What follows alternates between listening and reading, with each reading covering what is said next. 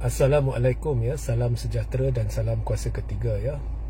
So seperti biasa je, jika audio jelas boleh tolong maklumkan di ruang komen, share ramai-ramai dan sertai Telegram saya Regi Jesse Rita Udin.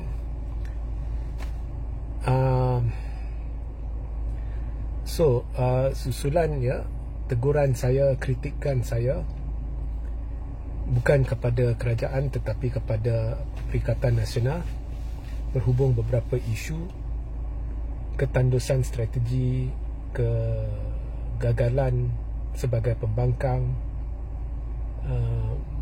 memarakkan isu-isu yang bukannya isu, tuding jari sana tapi sendiri, macam-macam ya, yang saya tegur, yang saya kritis, yang saya agak keras. Saya terkejut, okey, dari sudut penyokong ni di media sosial ni, di kalangan Perikatan Nasional ni, saya boleh katakan 70% lebih setuju dengan saya. Sama ada mereka komen terus di ruang komen atau mesej ataupun di luar bila saya jumpa dan sebagainya. Termasuk golongan yang bukan muda saja, Pak Haji semua setuju. Tapi yang saya dapati lebih menarik ialah apa yang mereka beritahu kepada saya dalam bersetuju dengan saya, iaitu benda ni sukar bagi mereka bincangkan. Contohnya di masjid antara kalangan Pak Haji ni, kerana mereka tahu rata-ratanya Melayu ni bersama Perikatan Nasional.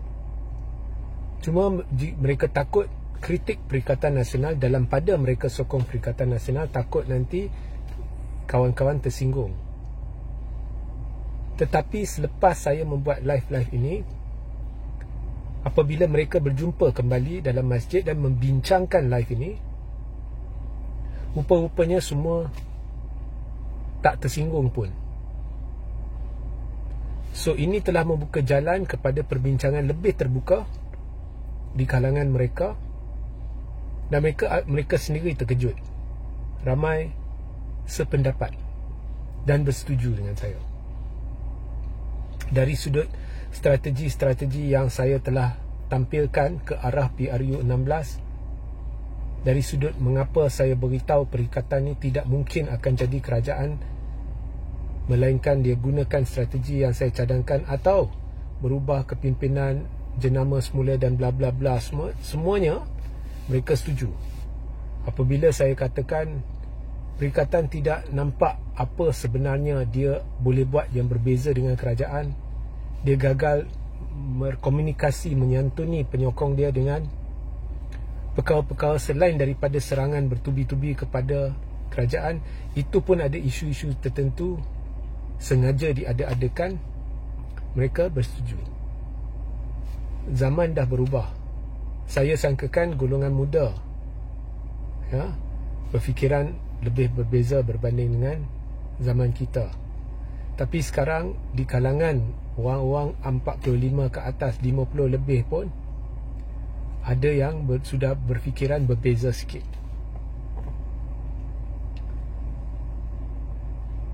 Dan yang paling menarik, saya ada dihubungi ya, bila saya beritahu orang tu saya nak sebut siapa yang hubungi, dia berkata jangan. Tapi kalau saya kata secara am, dia kata tak apalah, secara am lah. Oleh seorang aktivis, kalau saya sebut nama korang kenal lah. So aktivis ni ramai kan,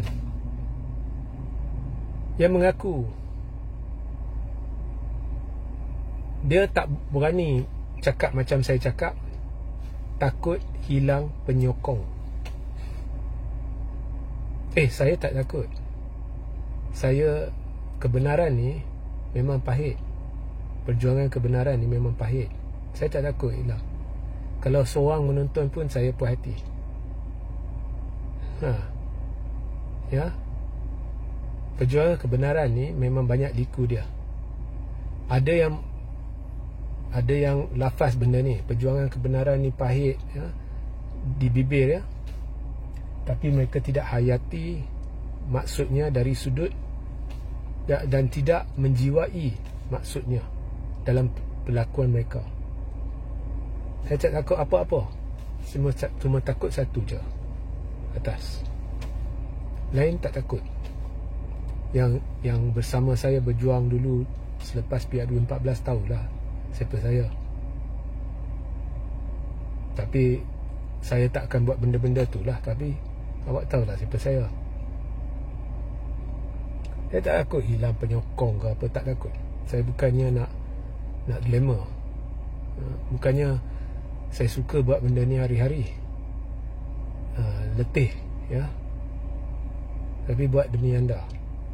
So itu kenyataan aktivis ni. Benda ni saya tahu.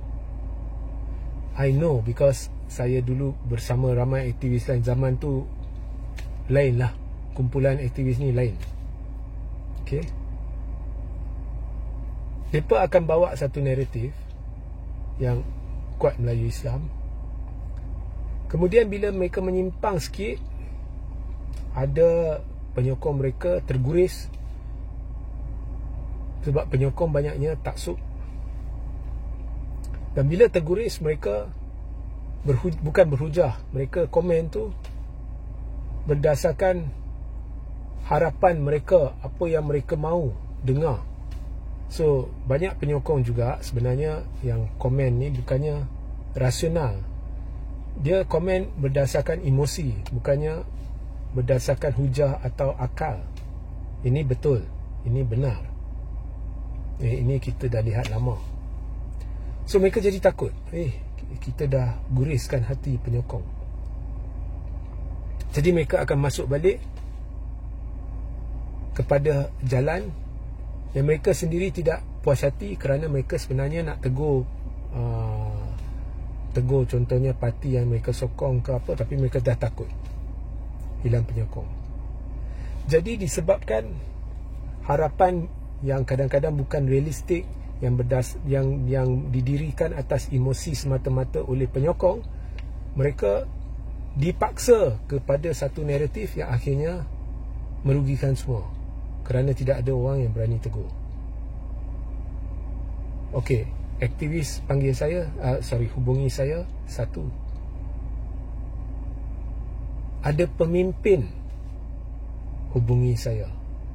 Dia level apa, saya tak mau ceritalah, sebab dia tak bagi ya, level atas ke, level ni ke, apa ke, tak mau ceritalah. Apa yang Regi kata betul. Kepada dia saya jawab balik, kau duduk dalam kumpulan pembangkang sebagai pemimpin, awak cerita bagi tahu saya betul, buatlah sesuatu. Kemudian direct saya beritahu, tak boleh buat sebab takut. So kesedaran ada ya, bahawa dis pembangkang sudah carca merba dan menghala ke jalan yang silap. Dia hanya bergantung kepada komplot untuk nak tubuh kerajaan atas kekuatan sendiri. Dia sama ada boleh maintain Melayu yang dia ada, atau silap-silap kalau dia tak berubah, itu pun sedikit tercicir. Apa pun dia tidak akan jadi kerajaan selepas ini, selagi UMNO bersama PH. UMNO akan makin kuat, dan benda tu semua saya dah cerita dalam live strategi saya. Jadi mereka yang terlepas kapal, scroll ke bawah, cari sampai yang saya cerita babak kuasa ketiga, yang saya beri cerita babak reset. Pukul 2 pagi ni ada satu live khas berkenaan reset lagi. Jadi jika anda tidur lewat, anda boleh tonton. Sebab ada soalan tambahan, jadi saya kena olah balik untuk cerita kepada anda. Dan ini saya tuju kepada semua, kepada DAP, kepada UMNO, kepada PKR, semua. Saya kongsikan bersama semua sebab saya nak ianya libatkan semua ya. So saya gembira dari satu sudut, kesedaran dah ada. Tetapi saya khawatir kesedaran ini tidak boleh diterjemah kepada satu perubahan positif dalam pembangkang. Malah saya amat tidak yakin boleh berlaku perubahan positif itu, dan saya cuma boleh laksanakan tanggungjawab saya, iaitu untuk menegur dan berkongsi dan mengulas, dan itu sahajalah. Lebihnya biar mereka yang duduk di kerusi empuk, yang bergaji tebal-tebal, yang tak, saya tak nak kata, saya cuma kata mereka yang sedang menggagalkan anda yang terimpit, biar mereka fikirkanlah. Ya, let them drag their feet, ya, dalam bahasa Inggeris, let them drag their feet,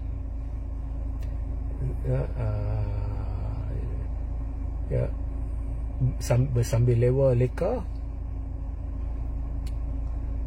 dan kita cuma tunggu dan lihatlah, ya. Okey, so pukul 2 nanti, bagi mereka yang tidur lewat, Reset Malaysia ditujukan kepada semua. Ini bukannya sesi politik ke apa ke, saya dah berhenti semua tu. Ini sesi berkongsi satu visi masa depan yang dapat selamatkan negara, dan ini bukannya bekalan saya kepada pembangkang ke kerajaan, ini untuk semua, ya. So kita jumpa pukul 2, ya. Of course dalam